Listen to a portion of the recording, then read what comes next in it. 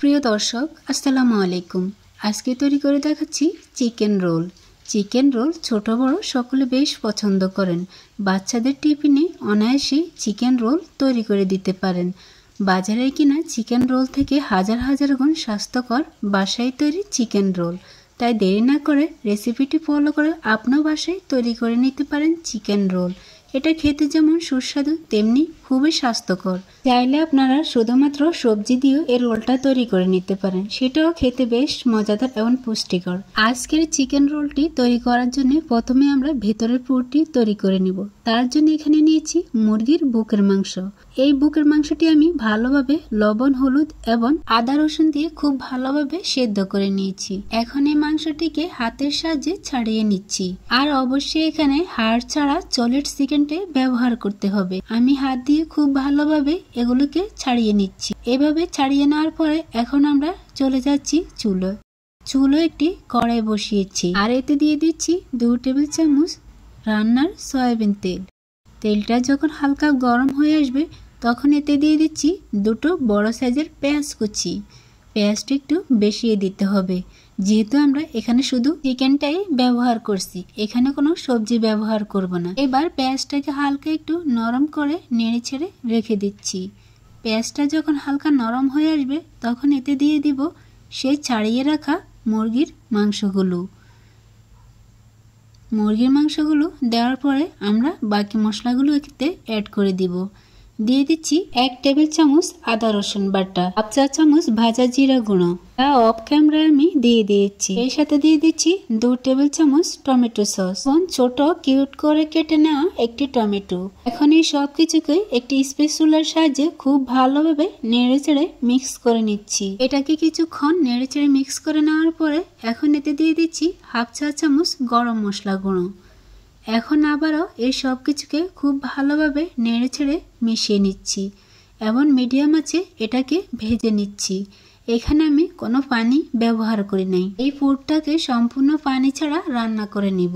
দেখতেই পাচ্ছেন তেলটা কিন্তু অনেকটাই ভেসে উঠেছে আর এই পর্যায়ে চিকেনের পুরটা প্রায় 80% রান্না হয়ে গেছে।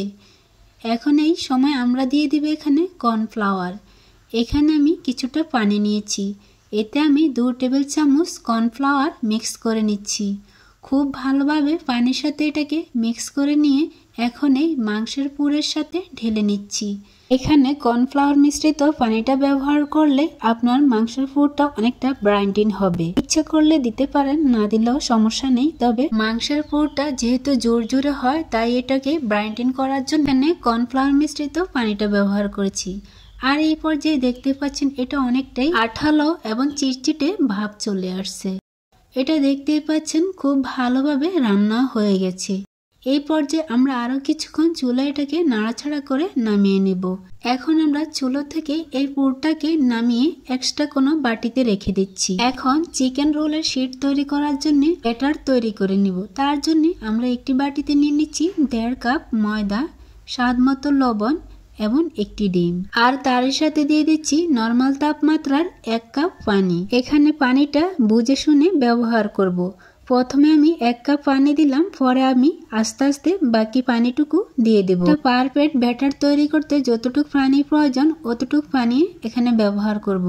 আমি আস্তে আস্তে পানি দিচ্ছি আর একটা হ্যান্ড উইচের সাহায্যে এটাকে বিট করে নিচ্ছি। এটাকে বিট করতে করতে পারফেক্ট একটা ব্যাটার তৈরি করে নিব। আর এই পর্যায়ে আমার খুব ভালোভাবে এটাকে বিট করা হয়ে গেছে। আমি একটা চামচের সাহায্যে দেখিয়ে দিচ্ছি ব্যাটারটা কেমন হয়েছে। এরকম স্মুথ একটি ব্যাটার তৈরি করে নিতে হবে। এখন এটাকে আমি রেখে দিচ্ছি 10 মিনিটের জন্য রেস্টে। এখন অন্য আরেকটি বাটিতে কিছুটা ময়দা নিয়ে সামান্য পানি দিয়ে কিছুটা ঘন আঠা তৈরি করে নিচ্ছি। এই আঠাটা তৈরি করে রাখছি কারণ আমরা যখন রোল করব তখন এটাকে আমরা চারপাশে লাগিয়ে এটা সিল করে সহজে নিতে পারবো। এখন এই আঠাটাকে এক সাইডে রেখে দিচ্ছি। এখন শীট তৈরি করার জন্য চলে আসলাম চুলে একটি ফ্রাই প্যান বসিয়েছি।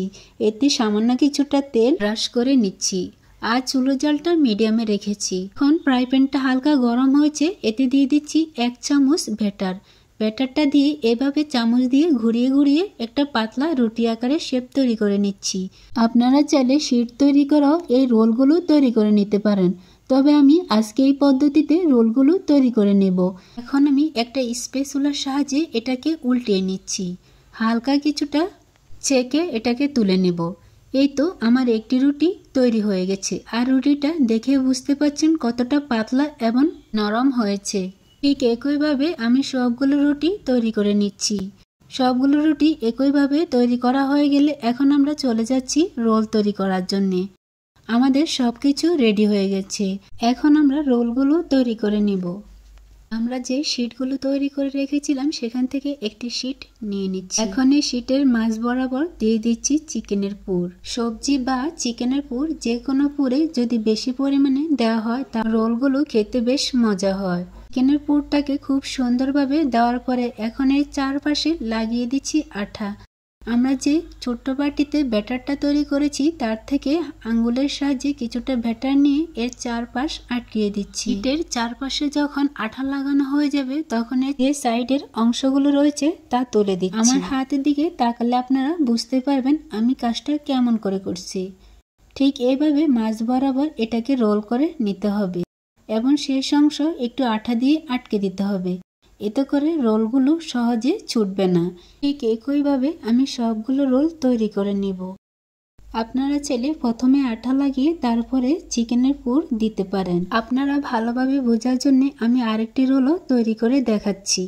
এই রোলগুলো আসলে তৈরি করা একেবারেই সহজ। আপনারা যদি একবার খেয়াল করে দেখেন তাহলে আপনারা খুব সহজে বাসায় তৈরি করে নিতে পারেন মজাদার চিকেন রোল। আর এই তো দেখতেই পাচ্ছেন সবগুলো রোল তৈরি করা হয়ে গেছে। এখন এই রোলগুলোকে ব্রেড ক্রাম্বসে গড়িয়ে নিব। আর তার জন্য একটি বড় বাটিতে নিয়ে নিচ্ছি আমার বাসায় তৈরি ব্রেড ক্রাম্বস। আর কিভাবে খুব সহজে বাসায় ব্রেড ক্রাম্বস তৈরি করে নিতে পারেন তার একটি ভিডিও আমার চ্যানেলে আপলোড করা আছে, আপনারা চাইলে দেখে নিতে পারেন, আবার চাইলে বাজার থেকেও কিনে নিতে পারেন। রোলটাকে ডিপ করার জন্য আমরা যে শীট তৈরি করার জন্য ব্যাটার তৈরি করেছিলাম সেখান থেকে কিছুটা ব্যাটার আমি সরিয়ে রেখেছিলাম। এখন একটি রোল ব্যাটারে নিয়ে খুব ভালোভাবে এটাকে ডিপ করে নিচ্ছি। চামচ দিয়ে ভালো হবে না তাই হাত দিয়ে করে নিলাম। ব্যাটারটা হাতের সাহায্যে খুব ভালোভাবে জড়িয়ে এখন সরাসরি নিয়ে নিচ্ছি ব্রেড ক্রাম্বসে।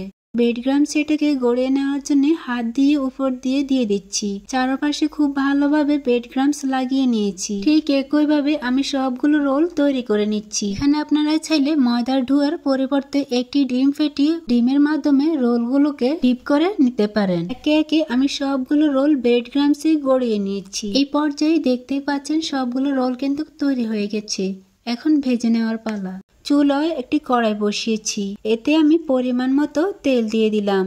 তেলটা যখন হালকা গরম হয়ে আসবে তখন এতে দিয়ে দিচ্ছি একে একে রোলগুলো। তবে তেলের মাধ্যমে রোলগুলো দেওয়ার আগে অবশ্যই খেয়াল রাখবেন চুলোর জালটা মিডিয়ামে আছে কিনা। চুলোর জালটা মিডিয়ামে রেখে রোলগুলোকে একটু সময় ধরে ভেজে নিতে হবে। রোলগুলো ভাজার সময় যদি চুলোর জালটা হাই হিটে থাকে তাহলে কিন্তু রোলগুলোর উপর দিয়ে কালার চলে আসবে এবং ভেতর থেকে খুব সুন্দরভাবে কুক হবে না এবং ক্রিস্পি হবে না। তাই অবশ্যই চুলোর জালটা মিডিয়ামে রেখে এটাকে দু পিঠে খুব সুন্দরভাবে ভেজে নিতে হবে। আর এই পর্যায়ে আমি কয়েকবার এটাকে উল্টিয়ে দিয়ে তারপরে ভেজে নিয়েছি। রোলগুলো খুব সুন্দরভাবে ভাজা হয়ে গেছে। আর এখন চুলো থেকে তেল ঝরিয়ে তুলে নিচ্ছি একটি প্লেটে। দেখতেই পাচ্ছেন রোলগুলোর উপর দিয়ে কতটা সুন্দর কালার চলে আসছে।